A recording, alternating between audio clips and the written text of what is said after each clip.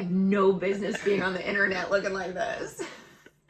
Hey, what's up, family? I'm Rachel. And I'm Joe. And we are two crazy ketos. Welcome back to the channel. Yes, welcome. Sorry. I apologize for my hair, but I do not wake up with herbal essence hair. I don't have theme park hair. I don't have first thing in the morning hair. I just don't have it. Well, and neither do you, clearly. Obviously. Hey, I don't have any cuts on my head. I'm really proud. Yeah. Seriously. You also live on a bathing suit on the farm. I do live in a bathing suit on the farm, and I just want to apologize. Like, you're going to see a lot more of me in a bathing suit because it's too hot for clothes. It's too hot. It's too hot for clothing. If I stop and go put on clothing, I also think it's inauthentic because you're not catching me like in the way that I really am. The way I really am is like ball cap and bathing suit. That's it. I want to go back to Alaska. It's too hot here. It is very hot. So since getting back from the low carb cruise to Alaska, we have just been working hard here on the farm. Yep. So we went through, we finished building our studio. Yay. So obviously you're seeing this, you've already seen like that we've been filming in the studio. Yeah. I am going to be painting the back wall because I don't like the coloring, because the color of the back wall behind us is pretty much the same as our skin tone almost. Right. And it just doesn't look good in video. I'm wood. But it's exciting that at least we have a dedicated place to be filming videos, to be doing our live streams. Got that right. The only thing that stinks about it is when it rains. And it always seems to rain right around when we need to either go out there or come back.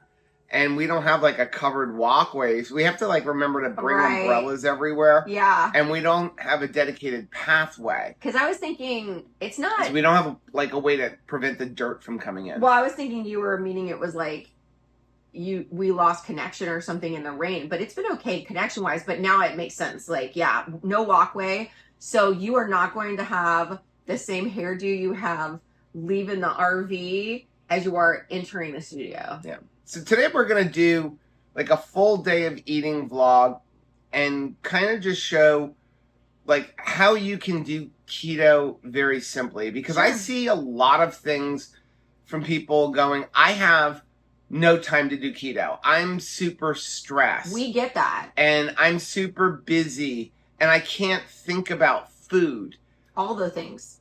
And this may sound bad. It may not come off the way I'm intending it. Okay. But how do you intend it? I would argue that I don't think a lot of people are as busy and have as much stress as we do right now.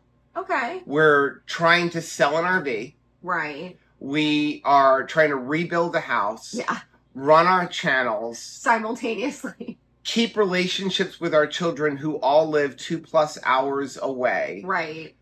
Run a farm.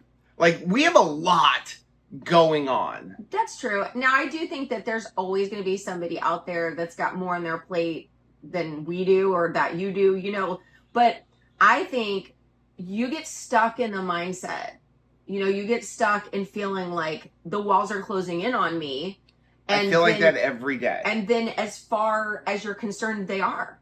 You know, so I think that, you know, we can have the same pressures, but like, let's say we have the same pressures, but we decide to go out for a drive. Suddenly those pressures are not as crazy because you're in a slightly different mindset. You know, any level of positivity will help. But yeah, prepping can be challenging. And also my enthusiasm for prepping can be different based on different times of the year and pressures. Well, my thing is that stress can lead to a lot of other things. And I think, in my opinion, keto helps to alleviate that. You know, so you'll see people say, I'm too busy to meal prep. Well, you don't have to meal prep. No. I'm too busy to think about keto. And my thing is look at food as just, I need this to survive.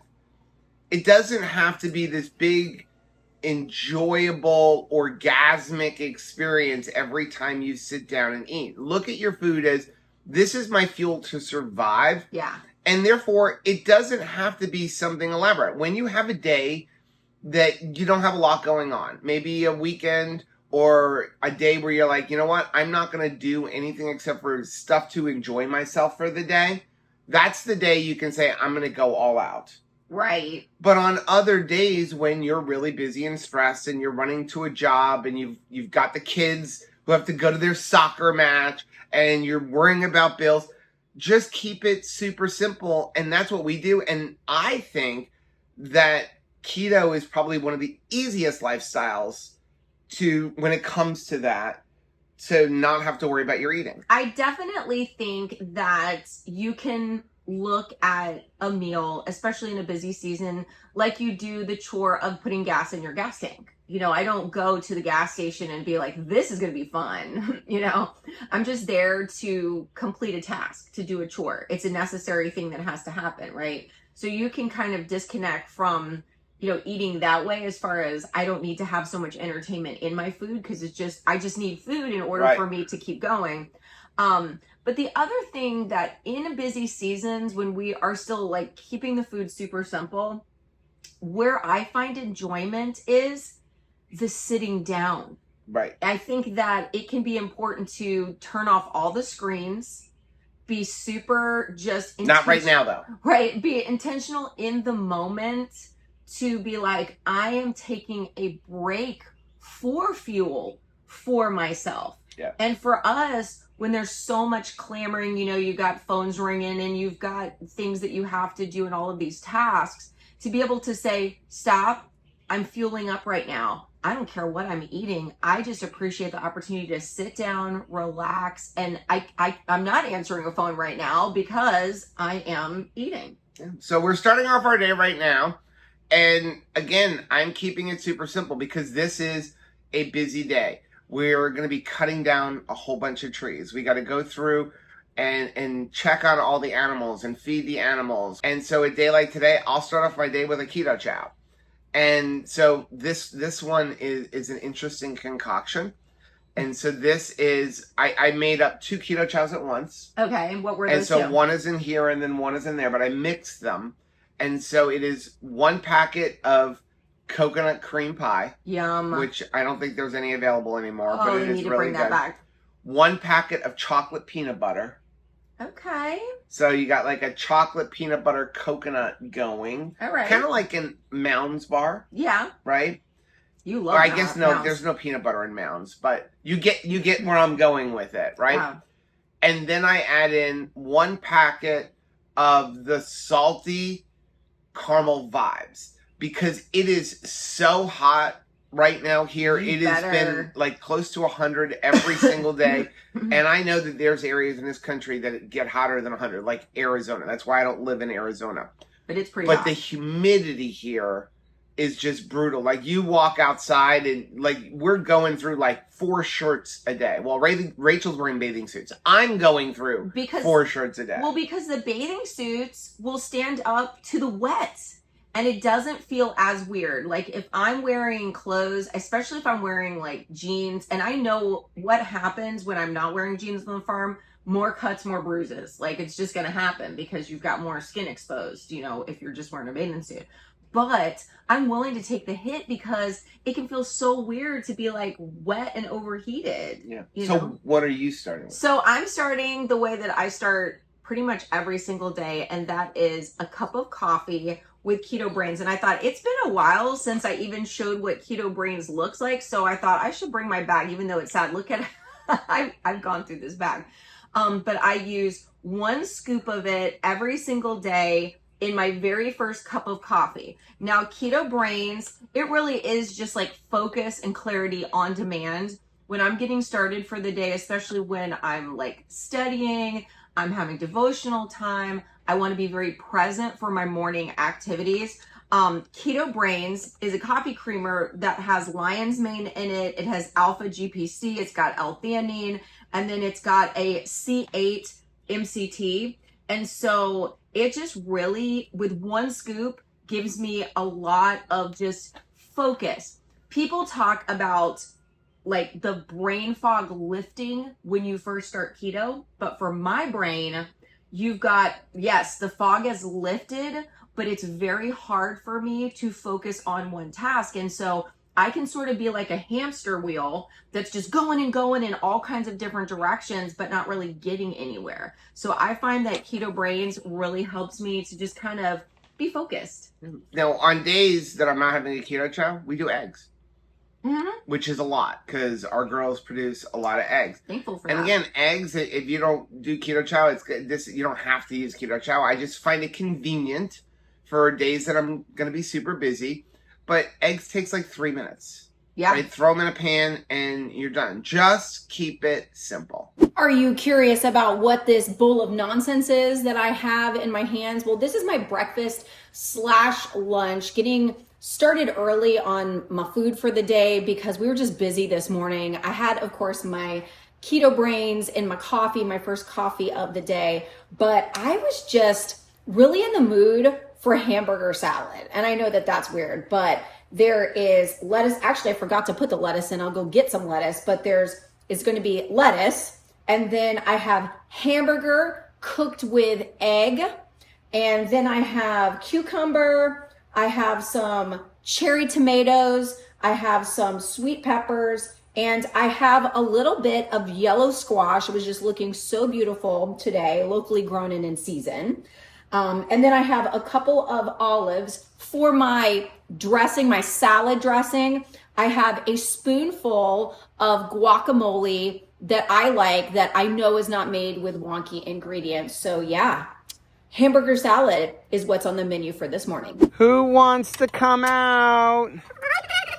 I know the turkeys want to come out. Listen to them. Look at our beautiful turkeys.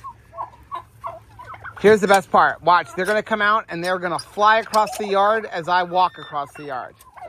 Come on. Here we go. Freedom!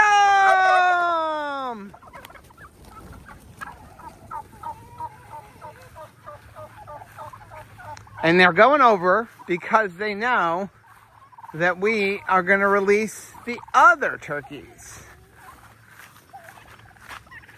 So the turkeys you just saw fly are White Holland and Royal Palm, and of course Jerry. And these are Black Spanish and Nagaset. I think I'm pronouncing that right. Come on, everybody. Come on, everybody. Come on out. And then, of course, we have the beautiful Rachel doing her chores in a bathing suit. We're just done. August in Florida is like the least amount of clothes is the only way that you can survive. So I apologize, but you know what? Sorry, not sorry. So I am filling up water, filling up the meat bird food, and moving the cage because, as you can see if you follow me back here, they destroy like their little square of grass. That was 2 days. 2 days. So all we do is just kind of move it forward one square, and that's it. And then we redo their food. Now, if you're curious about meat birds, these guys are about 5 weeks old. Right. So we've got kosher kings and we have sassos in here. Now, compare that to, we'll show you a little later, a 4 to 5 week old normal baby chicken. That's not a meat bird, and you'll see a giant difference. Look at you beautiful boys. Look at my boys. These turkeys are so beautiful. I love when they show themselves off like this. So these are all Toms. This right here is going to be a Royal Palm. And then those guys are White Hollands.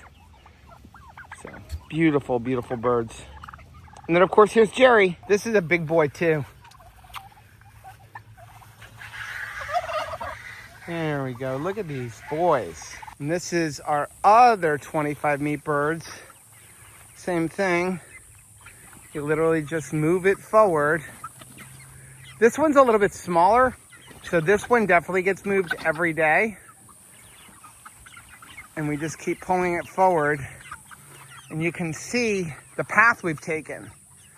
So it was there, and then I went there, and I went there, and then it came out to here. Jerry is the dad. We've got Jerry here. He is the dad. These two are fighting, and he is going to break up this fight, guaranteed. He is not having it. He's like the daddy turkey. He's like, nope, you need to break it up. Break it up. Knock it off, you two. He's gonna throw his weight around. Like, whoa, whoa.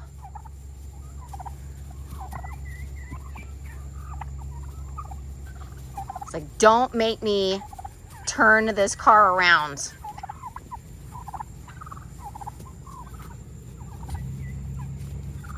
Tab is like, what the heck? So earlier we showed you the meat birds, and we just wanted to give you a comparison.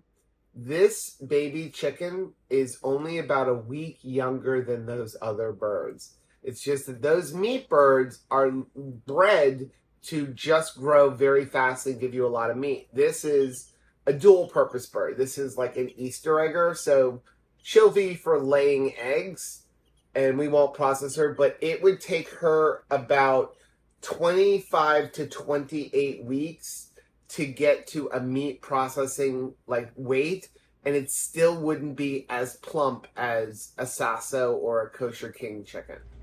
Dinner time. Dinner is served, and boy, does it look beautiful. So my go-to recently with ground beef is adding in some ricotta cheese and some tomato sauce. So we always like to, as we've talked about before, like have pre-cooked ground beef around the house. We always just cook up a whole bunch of ground beef, and Roast it all. we can then add anything to it. We don't put any spices or anything like that in it, and then whatever you want. You want to add taco seasoning, anything like that, you could just add it in. Well, we had a bunch of ground beef and ground pork.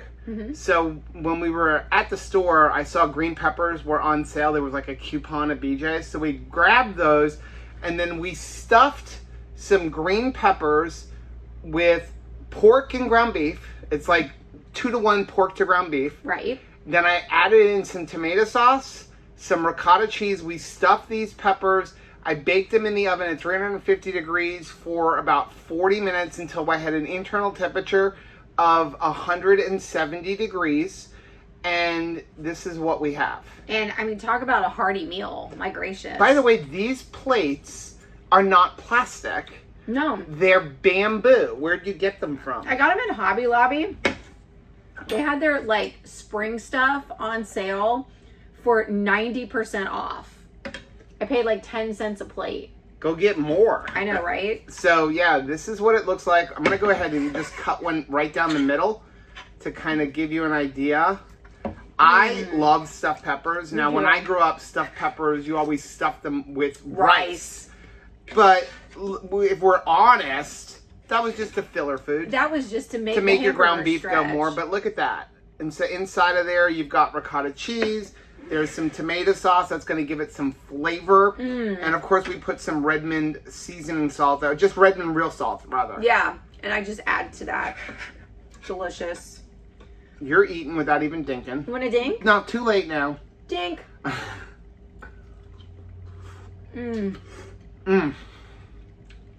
That came out perfect. It's absolutely delicious. Peppers are nice and soft. Super easy.